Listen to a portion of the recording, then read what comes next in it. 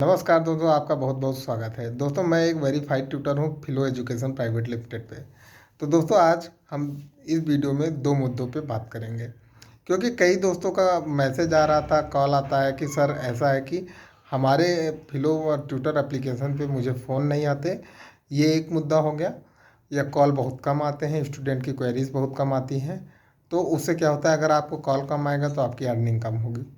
पहला मुद्दा ये। दूसरा मुद्दा ये है कि दोस्तों, जो दोस्तों की आईडी ब्लॉक हो जाती है उसमें मेजर मेजर पॉइंट क्या है कि दो तीन बिंदु मैं आपको बताऊंगा जिसकी वजह से आपकी आईडी ब्लॉक हो सकती है। तो आपको उसमें ध्यान देना पड़ेगा। चलिए देखिए। पहला ये है कि आपको जो कॉल कम आ रही तो उसका सबसे बड़ा रीज़न है एक्सेप्टेंस रेट।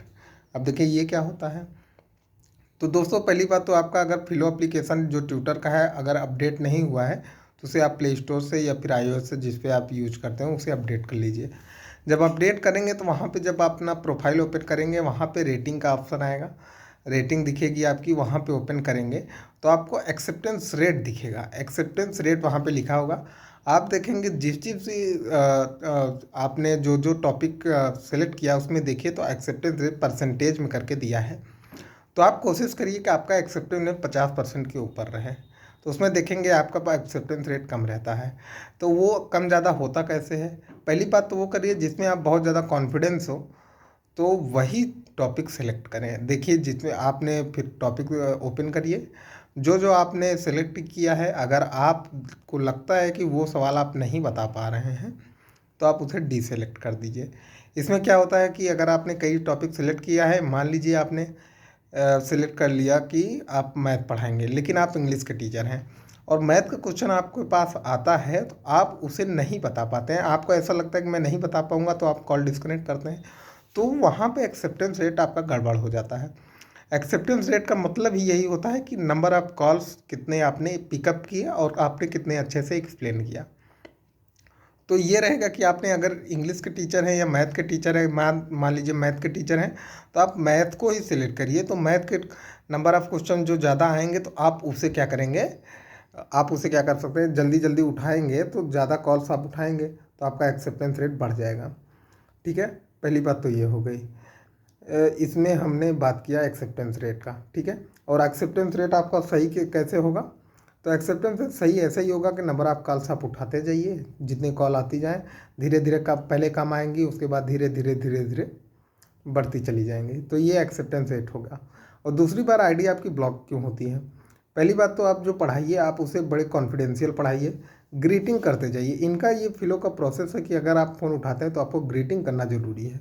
और लास्ट में आप दोस्तों क्या है कि जिस स्टूडेंट को पढ़ा रहे हैं उसे आप बोल सकते हैं कि यहाँ पे एक रेटिंग का सिस्टम है, आप कॉल के बाद हमें रेट कर दिया करिए। तो वो क्या होता है कि आपको रेट कर दे। बशर्ते मैंने देखा है कि जैसे आपने नहीं बोलता या फिर स्टूडेंट आपको रेट नहीं करता तो वो लगभग गुड रेटिंग में आ जाता है। ठीक है, पहली बात तो ये हो गया।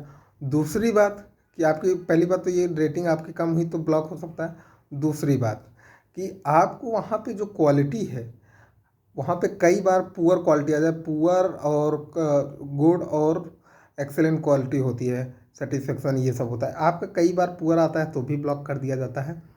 तीसरी बात मैं देख रहा हूँ कि कई बच्चे यहाँ पे क्या है, कई टीचर यहाँ पे क्या है कि अपने ही किसी जानने वाले को प्रीमियम दिला के और उसी से बात करते हैं।